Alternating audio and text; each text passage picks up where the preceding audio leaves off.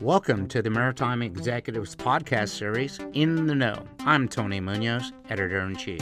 Our Executive Corner podcast will provide conversations with top executives concerning events and issues that are shaping our industry today. We will also bring you up to speed with the latest news and editorials covered by the Maritime Executive.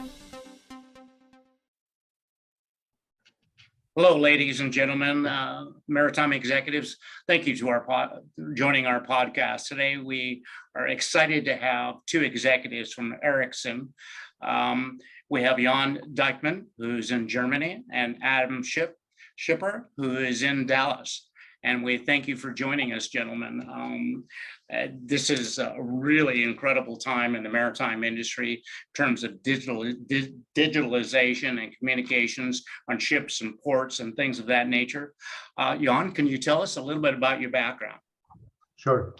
I've been in the telecommunications industry in various positions over more than 24 years now, especially with Ericsson. But over the last couple of years, I've been taking care about what we call private 5G networks. That means like connectivity for industries, and looking into how can 5G help the digitalization process or even accelerate the digitalization process of everything that goes with automation, and especially ports, maritime in this case. That's my current task as a business development manager, looking also into the ecosystem partnership. How can we jointly enable a faster and better digitalization of the ports industry? Excellent, excellent. And Adam, yourself? Yes, I'm based out of our North American headquarters in Dallas, Texas. And I'm responsible for transportation and logistics, specifically ports. My background over the past 25 years has been supporting the transportation industry and logistics.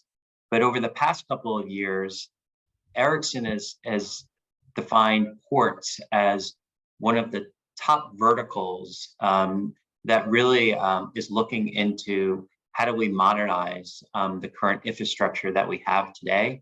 And I'm part of a team here based in North America that is solely responsible for supporting the port community, which is why we're really excited to talk further with you today, Tony.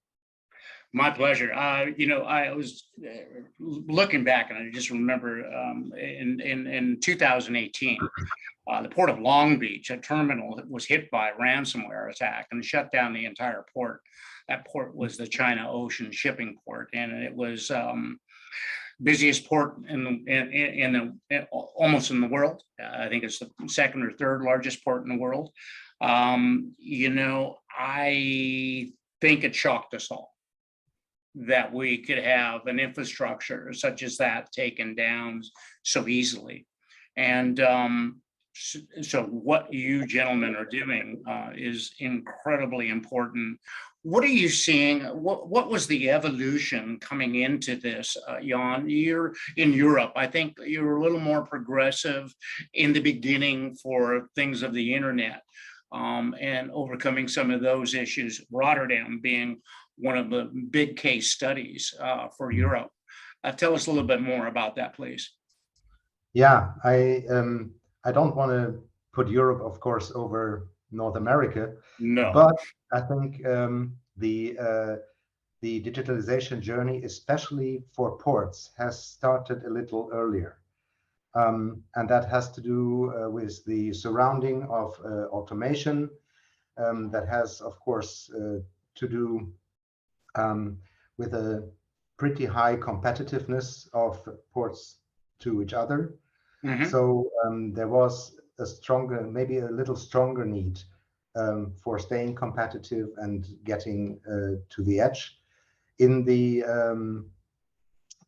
recent time, or in the recent 2-3 years, it has also turned out that in Europe, many countries have already or are starting to offer, for instance, cellular spectrum to ports, manufacturing sites, so whatever, to accelerate that digitalization. We see that happen in the US as well. But as you said, I think European ports have been a bit ahead in terms of timing, to look into connecting things, having machine-to-machine communication towards automation, but also towards digitalization. I mean, we're in a much simpler space here. Well, I think you're in a tighter space, and I think you have multiple countries that are managing different ports and that infrastructure. Whereas here in the United States, we have the Department of Transportation, and while there are a lot of ports that are privately held, there are many that are owned by county governments, like Broward County, which is owned by the county itself and run as an entity of that. Adam, what have you seen in the United States for digitalization? I mean, are we getting a little more progressive with the connection of ships and ports and communications and that sort of growth in our massive? We have like I think there's 360 ports in the United States. We have about 90,000 miles of coastal highway. It's a big complex. What are you seeing? Just to piggyback on what Jan said, I think that we did see the uptick, outside globally, but in North America, we are definitely seeing the progression. I think the best way to phrase it is that the technology is a little behind than we are globally, but the expectation of the consumer is at the same level, if not higher. I mean, you think about Amazon and now how we're trained to get our package. It used to be in one day, now it's in 4 hours, right? You think about ordering a pizza today, you're seeing the pizza being made, you're seeing it then, getting put into the box, and then you're seeing how long is it taking to get to the house. So if you can order a pizza and have that type of visibility on your cell phone, I think the expectation needs that you need to be able to see that within a port. And in order to do that, you need connectivity. And that's where Ericsson feels is an area where we can really help. And that's why we've identified ports as one of the areas in which we really can help and support. Well, there are 2,000 ports around the world, and there's probably 75,000 commercial vessels moving a lot of cargoes. And we witnessed that COVID really shut down the supply chain. But more importantly, I think it was an opportunity for the maritime industry to step forward and show that all of this digitalization, communication that they had been investing in, all of a sudden, boom, here we are. And we're back moving cargoes faster than anticipated. And that's because of the investments made. Port infrastructure and ships coming in and out takes a lot of coordination, dock space, dock utilization, offloading by stevedores or berths that are very take time and very complex. And there's a lot of cargo moving through the ports. I think Los Angeles is in the millions of containers every year. Singapore is even bigger. And Rotterdam, for as long as I can remember, was one of the largest ports in the world. So I think what Ericsson is doing is focusing in on an infrastructure that needs some assistance. And so we give you kudos there. In terms of port operations and digitalization, Ericsson has a private network. How does it augment the internet operations for maritime? Yeah, maybe I start and then hand over quickly to Adam. Sorry. So what we see, of course, different types of communication needs for a port. And I want to dwell a bit on 5G as a platform as such before I dive into the private network option, because what we think Ericsson is not only a supplier of private networks. We supply 4G, 5G technology also into a lot of the public networks run by the communication service providers, of course. And we see 5G as, call it an innovation platform that allow different types of services to be run on it, right? And that means 5G here in the overall view can help to connect the full transport chain, not only within the port space, but also towards hinterland operations, helping to have a better coordination towards the gates of the port. But also in the yard, we see a very special need, of course, for the high demand machine communication, the extremely challenging environment with a lot of metal changing its topology basically over and over. And here a private 5G network, of course, can help to overcome these coverage challenges that you might have with other wireless technologies. And wireless technologies are definitely on the rise because you have a lot of moving assets in a port, and those would require constant connectivity, undisturbed and reliable, with partially even a very low latency if we go into control, but also high throughput because we have a lot of camera feeds being received from these assets. So the interplay of a private 5G network solving the ports in yards, machine-to-machine communication, and serving also a lot of other use cases, but also the combination with the public network to combine the data received from hinterland operations with the data the port can now acquire via this new flexibility. I think that really will accelerate digitalization, because digitalization is knowing your processes, knowing exactly what is where. I recently heard 70-something% of the average containers in a port are known where they are. The rest, maybe not, right?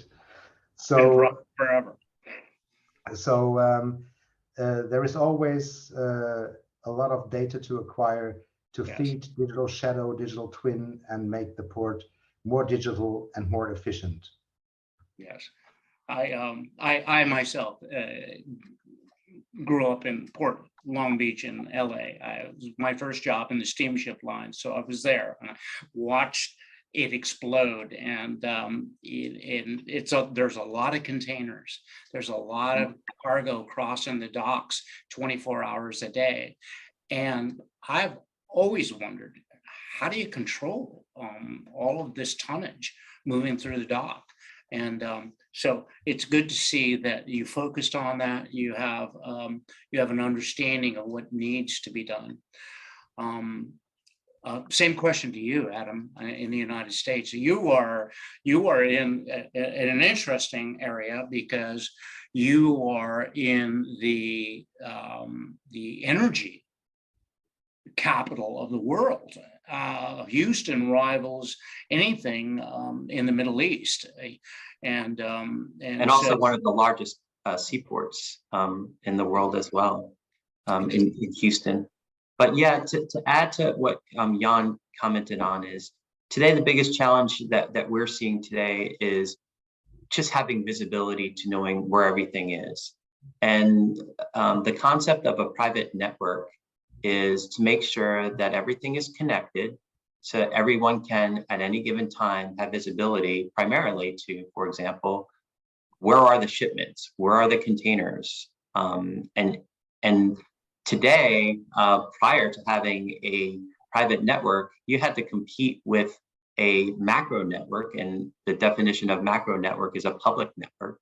So everyone with their cell phones, everyone accessing that cellular data. This concept is you can have your own dedicated 5G cellular network that is just for what the ports need it for. If you need communication, you can have it dedicated just for that.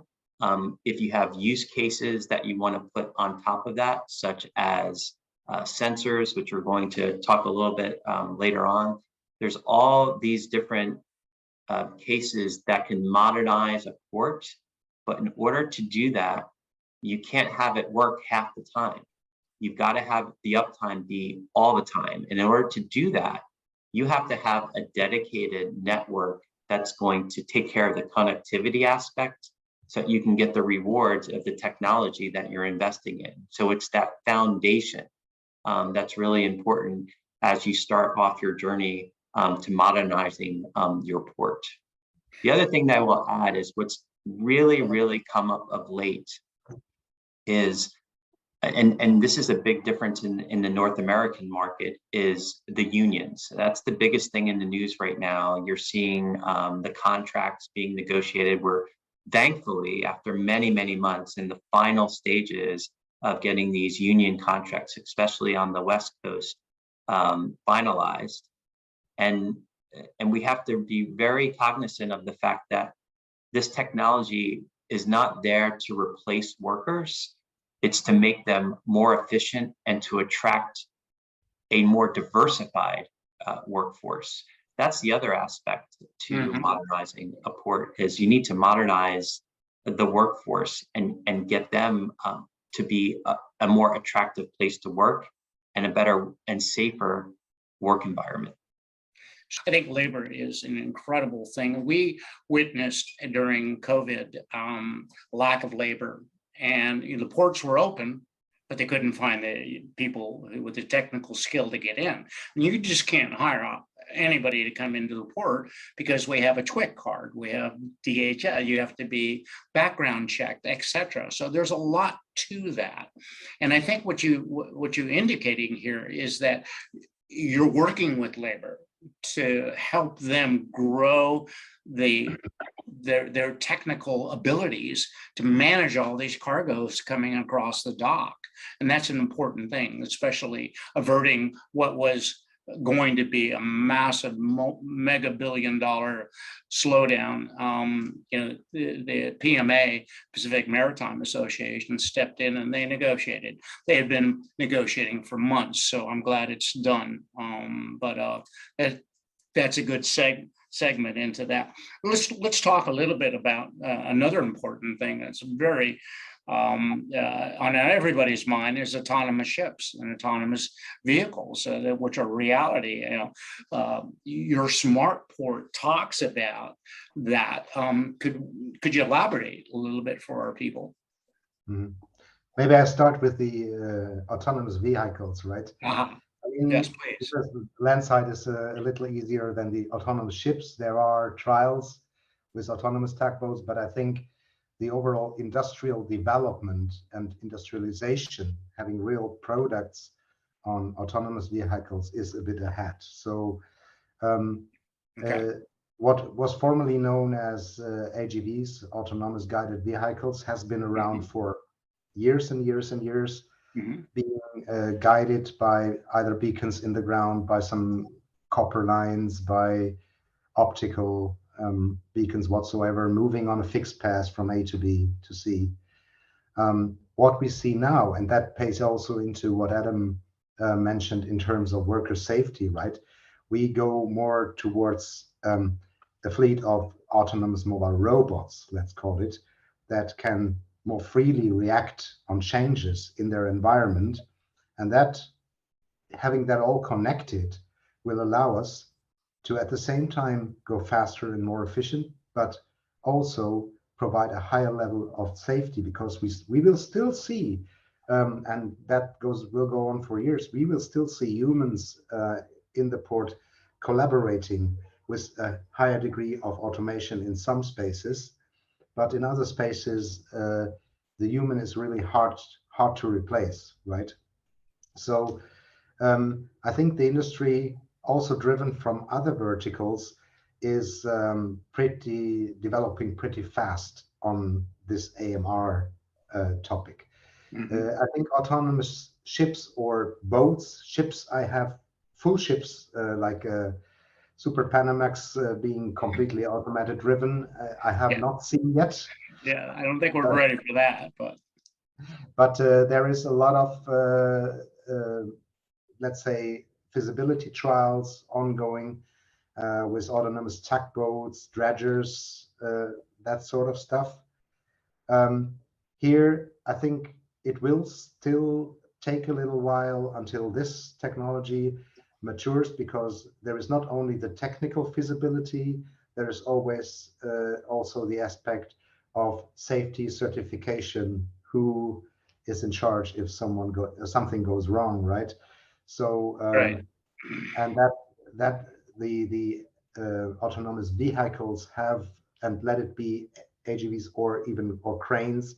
There is a lot of crane automation available in the market, and some new machine directives, at least here in Europe, will require not far from now that those will be connected as well.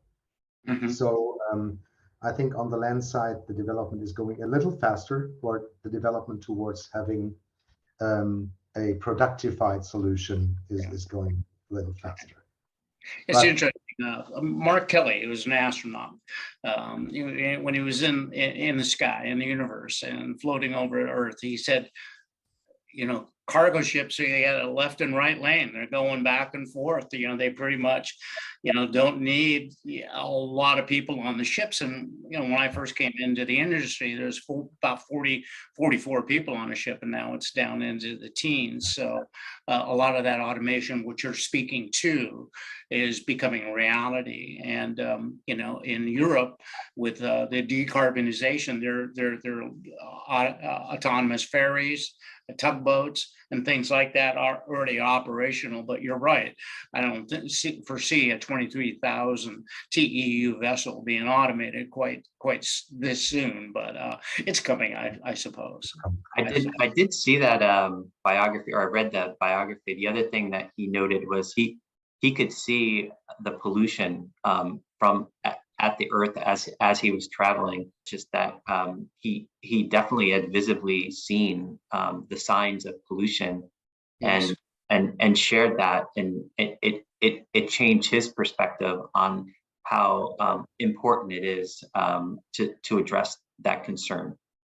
I have just witnessed our industry just change dramatically from where it was when I first came in terms of STCW taking over and some of the rules and regulations for labor, but also, the new modern technologies that are going into ships and being able to condition-based monitor them digitally, and now addressing decarbonization of 3% of the pollution, world pollution given to the universe by shipping. I think it's an important step. And so, how is Ericsson addressing this and helping us become more efficient? Yeah, I jumped right on your last word, Tony. To become more efficient. And of course, there is many approaches to achieve decarbonization. One, and I was at TOC Europe last week. I think electrification is a given. So that is moving away from combustion to electrification. Electrification also means, like, you need a better and more efficient fleet management when it comes to charging. You need to know your moves, right? And that is where not only the connectivity helps, there are other technologies behind that. I mean, 2 years ago, AI was a buzzword, right? Now we see AI in reality being basically implemented in all the systems that control or fleet manage everything within the port. To leverage this technology, you need to feed it with information, and you need to know exactly what is where. You need to know the patterns, and that is where this seamless and reliable connectivity can really help to be more efficient, to not make inefficient moves and drives, and to know, back to knowing where your goods are. Right? If I need to restack just a couple of times, that will cost energy. If the vessel needs to berth 5 hours longer because I'm not having my things in order. That not only costs money, it also costs energy. Right. And I think this is where digitalization in general and 5G in particular can help to gather the right information. Adam said it. You said it also, condition-based monitoring, preventing outages, unexpected breakdown, and have a better OEE on my equipment, have a better overall efficiency in the yard. And with that data and with that efficiency on the yard, communicate that also, take the next leap of communication to the hinterland, the trains, the trucks that are incoming. I mean, 100 trucks waiting with their engine on in front of my gates. If I can manage that more efficiently, and they just drive in, unload, load, drive out, how much of a saving is that? We have done an interesting real case study. It was a proof of concept, also funded by the government in Italy, in Port of Livorno, which is, we were talking mainly about bulky goods, not so much containers in particular, which is much harder to plan and to load and to know what is where, what are the dimensions. Right. And together with a couple of partners, universities and associations, we built a digital twin to show how much efficiency improvement you can gain from that. And it showed, like in the calculation, that just by reducing the moves and making it more efficient, the port could achieve a reduction in the carbon emissions by more than 8%. Which is quite tremendous. I mean, if you look at most ports, they tend to be in urban areas, and so the having a ship sit there and idle for 10 hours. The case study for that is San Pedro and the Port of LA. And many years ago, while I was still living in Los Angeles, read a expose by the LA Times about these people in San Pedro that were getting higher than anybody in cancer. And it was pinpointed to these emitting ships. And so the first step was getting the ability to plug them in.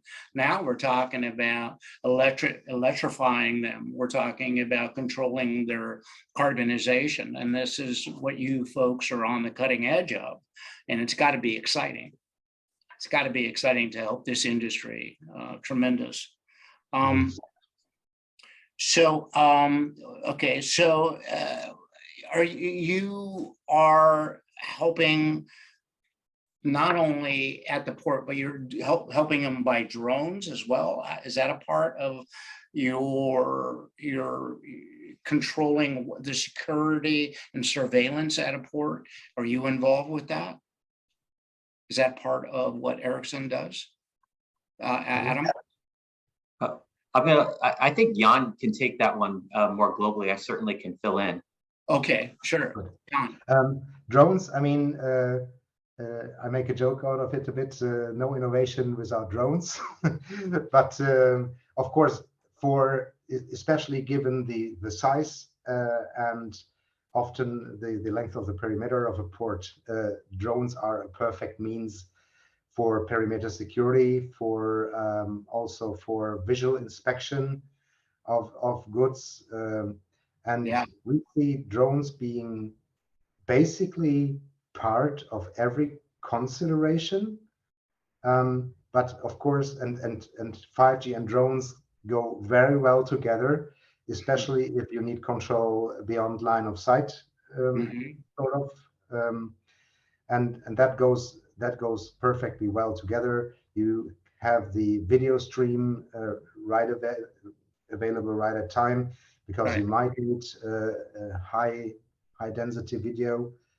But depending on where you are in the world, there are very often restrictions on having drones flying beyond line of sight. Right. So it's not a worldwide feasible use case, if you want so. But at the same time, what we also see is that the distribution or distributing more and more cameras within your port is also fired up by 5G, because of course still you would need power, but it's so much easier to deploy power than power and data to each and every spot in that yard, which can be tremendously big. I don't think people understand the complexity of a container terminal. How many rows and how many stacks and how many alleyways there are in a port to create that security. And I remember at 9/11. This port here, which was not a huge port, I mean, it was a very important port with one entrance into Port Everglades, how they secured that and locked that port down. And that's before drones, obviously. So, but we've come a long way. I don't think people realize the complexity of operating a massive port complex. It's pretty amazing. And, so. I just will add a couple of items to this topic. Yeah, the other thing is the foreign object debris. So it's referred to in the acronym FOD. In all of these ports, there are large areas. There's vehicles running inside and back and forth. There's people running back and forth. And sometimes there's debris inside that could fall from a container or what have you. So to be able to monitor the grounds and make sure they're safe, for all of this, that's another big thing that we're helping address is, and this ties back to safety, and it's not just drones. I also put robotics in addition to drones to be able to do some of these inspections and be able to do some of the things that humans sometimes can't do. For example, earthquake, to make sure that a bridge is still stable. You don't want to lose a life doing an inspection on a bridge.